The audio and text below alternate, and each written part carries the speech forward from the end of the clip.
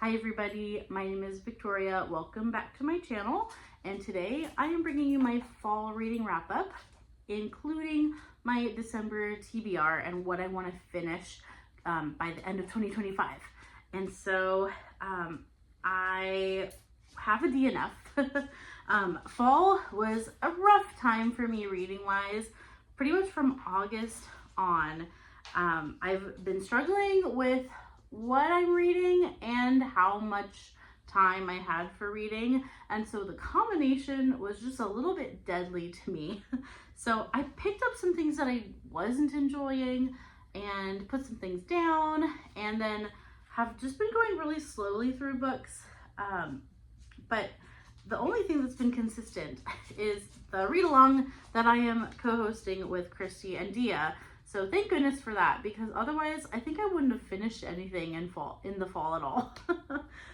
That was really one of the main motivators for me actually finishing books, was that read along. So hooray for that. I've read a lot of Tamara Pierce. This is basically going to be a Tamara Pierce wrap up because almost everything that I finished is Tamara Pierce. So hopefully that's going to not be too boring, me talking about the same author for a little bit. But I'm going to start with my DNF.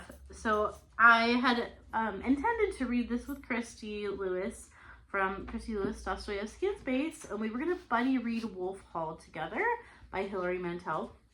I think Christy is still reading this, or maybe has finished it. I think maybe she hasn't finished it yet. I'm not sure.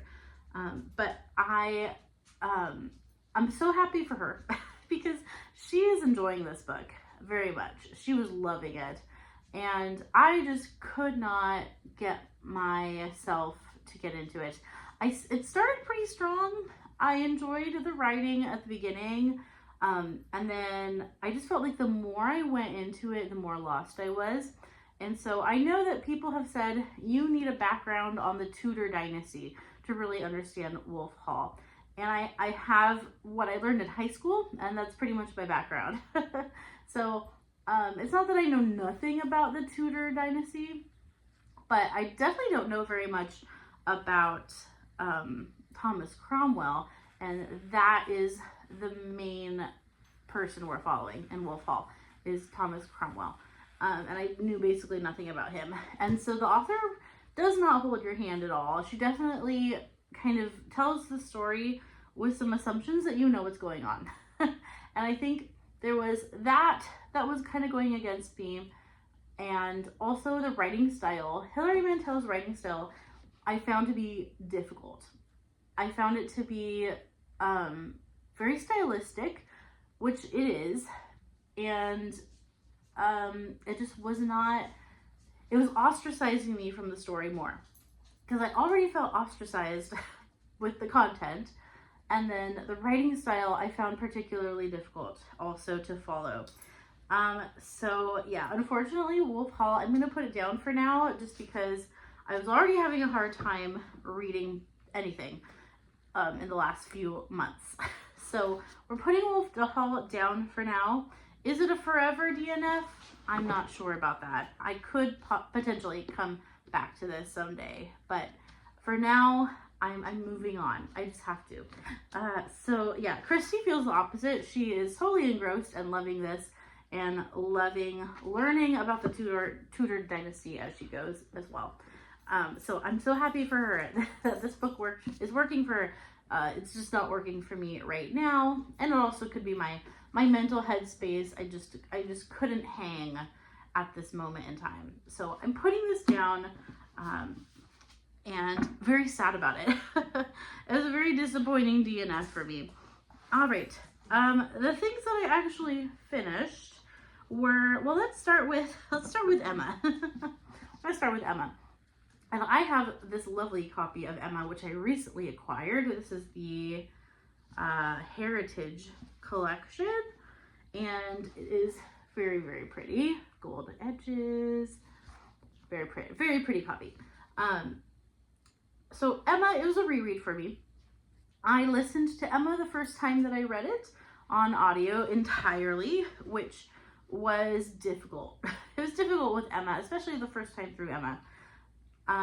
There's some dry spells in Emma, and I feel like just listening to Jane Austen, unless it's one that I really know, like Pride and Prejudice, I don't have a problem listening to.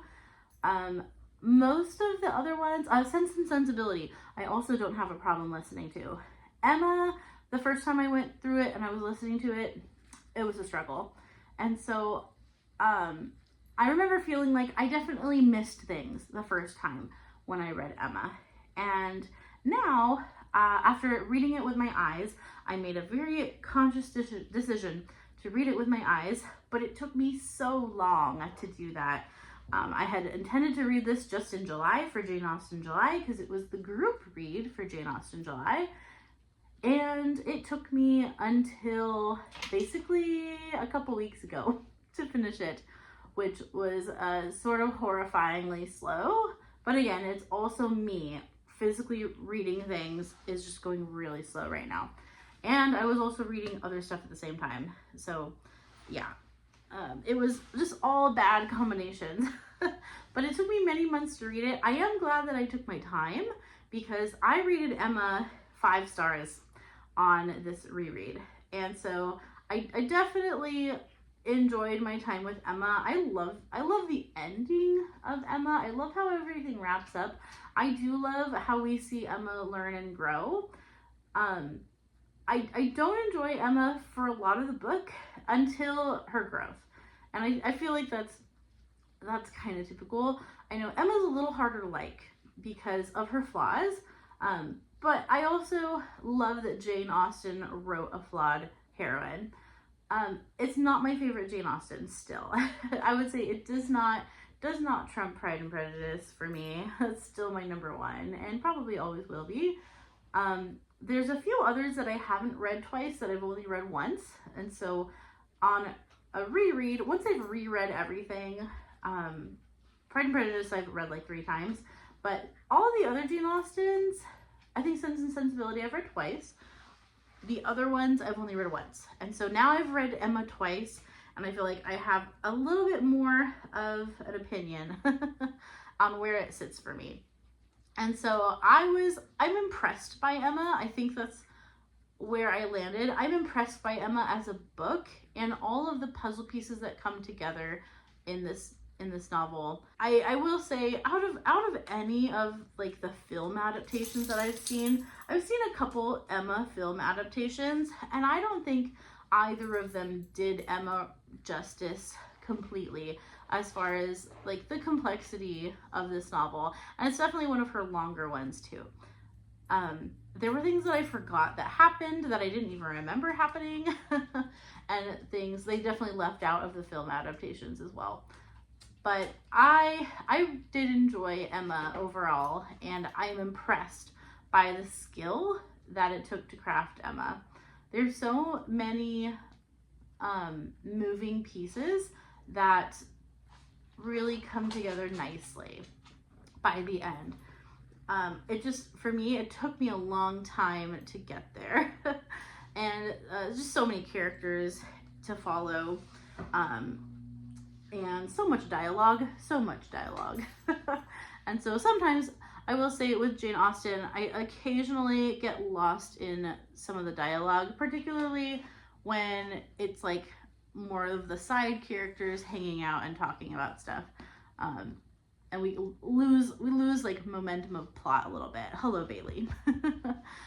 So Emma, not my favorite of the Jane Austens that I've reread. I still think I enjoy the story of Sense and Sensibility more, even though I think Emma is a more complex book and crafted better.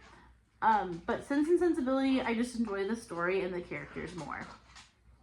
So yeah, Emma is at the moment sitting at number 3 in my top 3 Jane Austen books. I need to reread Mansfield Park. I need to reread Northanger Abbey. I need to reread, what am I forgetting? I have them up there. Oh, Persuasion. Persuasion's one I really need to reread because I remember so little of Persuasion. When I was reading Persuasion, I was pregnant with my first kid and feeling very sick, and I remember being distracting. So Persuasion, I need to read when I'm not feeling sick. I've never read Lady Susan. I've never read Lady Susan, and I need to fix that someday. Yeah, so I need to reread those ones before I do an official Jane Austen ranking, but I think that would be fun to do an official ranking video of my favorite Jane Austens. All right, so Emma, it was a really good reading experience. I am glad that I did it. It just took me a long time. Goodness. Okay, so the other books that I read this fall were, I don't remember if I wrapped this book up, so I apologize if I actually did, and I have just forgotten, but this goes all the way back to like August. So this was the last book in the Song of the Lioness Quartet by Tamara Pierce, and that's Lioness Rampant, and this is the fourth and final book. I enjoyed this very much. I enjoyed the conclusion of this series. I had a hard time with book 3. Book 3 is my lowest rated book in this series, but book 4 really helped me to love this world again, to love Alana as a character, to love all the side characters. Tamara Pierce has a way, especially in this last book, she had a way of making this feel like a big reunion of almost everyone you've ever read about in this series and all the adventures that Alana's gone on. This just felt like a perfect wrap up, and we kind of bring everything home, and we see characters again that we haven't seen in a while, and some of them are very important. It's very hard to talk about this book, obviously, because it's the last book in a series, but essentially this was a strong conclusion and made me feel like the Alana books were worth going through. They were worth reading. I thought a solid plot, solid character arcs, and I think I gave it 4 stars, and I couldn't tell you why I took a star off. Oh, I think because there is sort of a love interest thing happening, especially towards the beginning of this, that felt like maybe a distraction and a waste of time, and that we didn't need it. There's a character in here who makes an appearance and sort of becomes a love interest, and felt like a waste of space. I didn't like it. I didn't like that element. I thought we could have gotten rid of it and just focused on the story itself. But we talked about this in the live stream, and like there were people that brought up like reasons why this character is there, and I get it. I get what he did for like Alana learning more about herself and like her growth as a character. I still felt like he was a waste of space and a waste of page time. So I think that's why I knocked off a star, was for one of the romantic interests. But yeah, so I overall enjoyed this conclusion, enjoyed the story, how it wrapped up, where it went after the love thing. I enjoyed where the rest of it went, and yeah, I did really enjoy the Alana books overall. I would say if you wanted to try them, you kind of have to know that each book feels really different. At least that's something I kind of struggled with, and also that it is sort of written as middle grade at the beginning of the series, and it definitely doesn't stay middle grade. It becomes young adult, which is fine, but it also had things that I just didn't feel like were dealt with very well, specifically regarding Alana's relationships with men. I didn't agree with some of the messaging of Tamara Pierce with Alana specifically, and I thought that was an unfortunate element that just didn't work for me personally. I know that other people will not have a problem with some of it, but yeah, it wasn't great. It wasn't great. It wasn't a great series. It wasn't an awful series, but it was a series I had fun with. So it's like maybe a 3.5 series overall, maybe a 3-star series overall.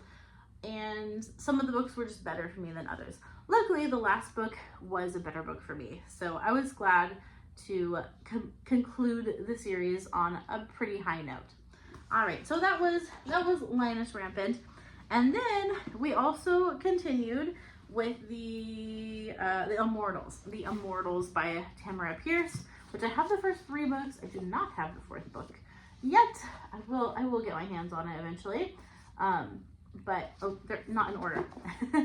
They are 1, 2, 3. And I haven't read the last book, so don't tell me what happens. But we have Wild Magic is book 1, Wolf Speaker book 2, and Emperor Mage book 3. And this one has been a very different experience than with Alana. Very different. I think she's a stronger writer at this point in her career, and it definitely shows. And also, she knows her audience better. With Alana, it felt like we didn't know our audience. It did feel like an adult story being told to kids and trying to adapt it for kids, and it definitely showed with Alana. With these books, it knows who it's for, it knows what it is, and they're delightful. They've been delightful. So I can highly recommend the 2nd series. I will also link our live stream discussions if you are interested in them. I'll link them down in the description. But they are all strong, and they've honestly just gotten stronger. This series, it starts very middle grade again, but I think it's a little more consistent that it stays middle grade. And so I haven't even told you what it's about. So we followed Dane, and Dane is 13, so a little bit of a younger protagonist. And she has when we meet her, she's sort of a rogue on her own. She is not with family, and you learn about her past and why she's on her own, what happened. But she also has this ability to connect with animals.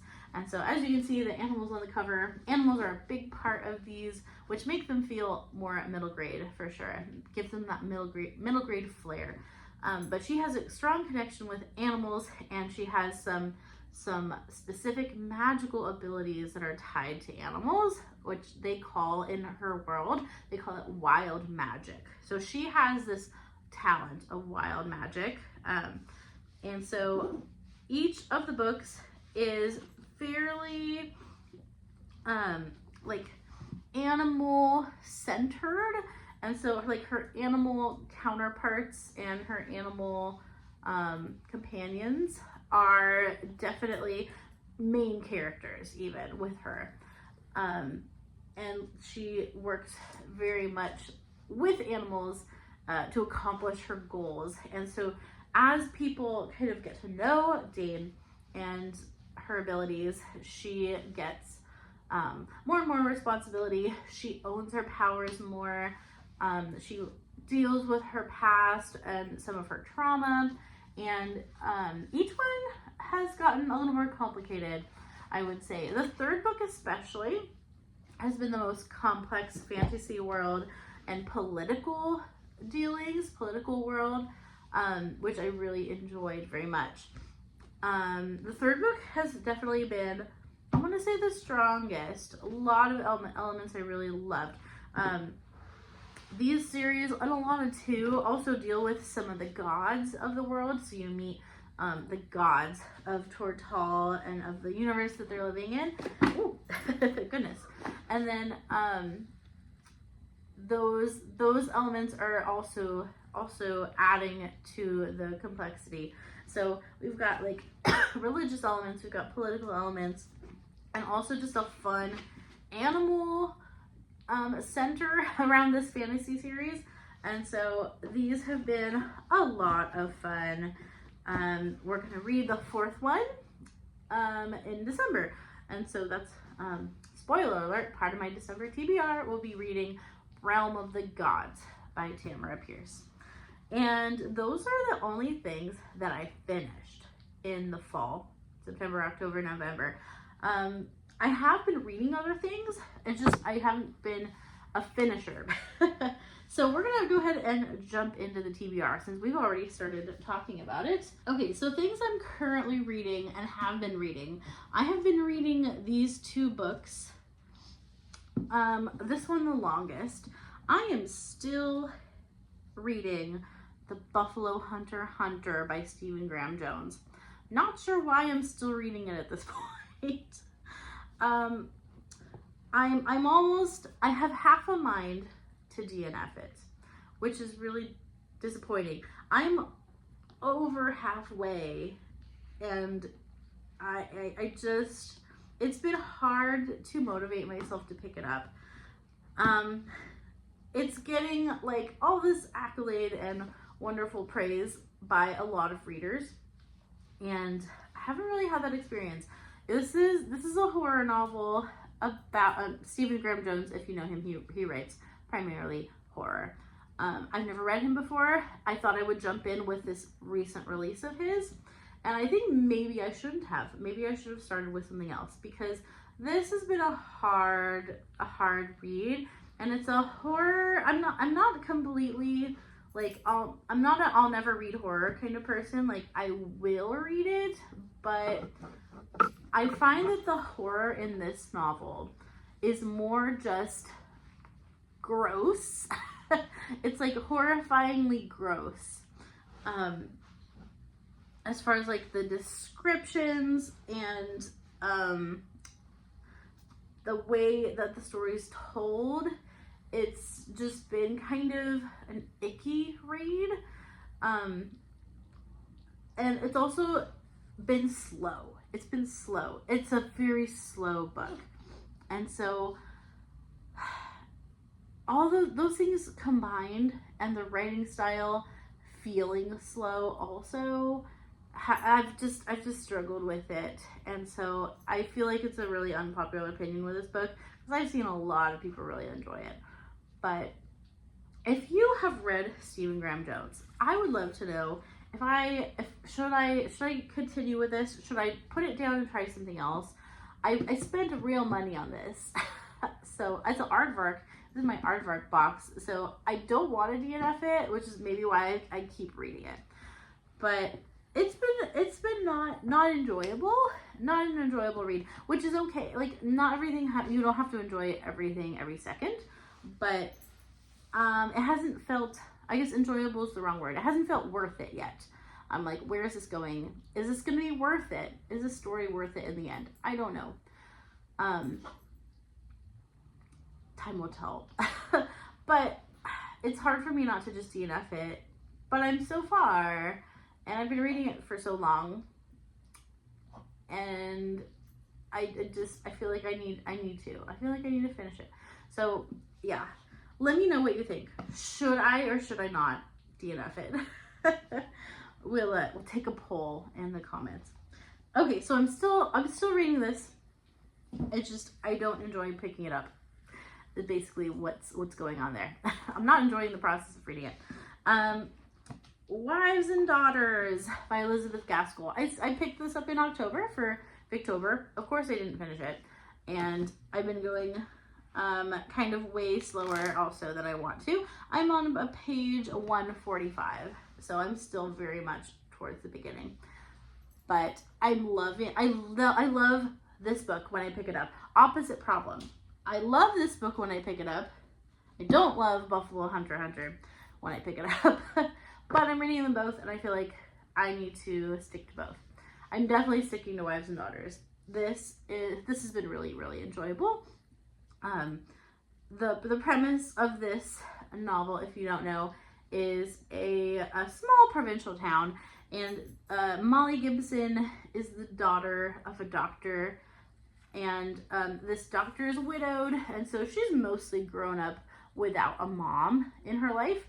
And some of the people who work with the doctor, some of the young men, they start taking an interest in Molly because she's becoming, I think, like 17. So she's like 16 or 17.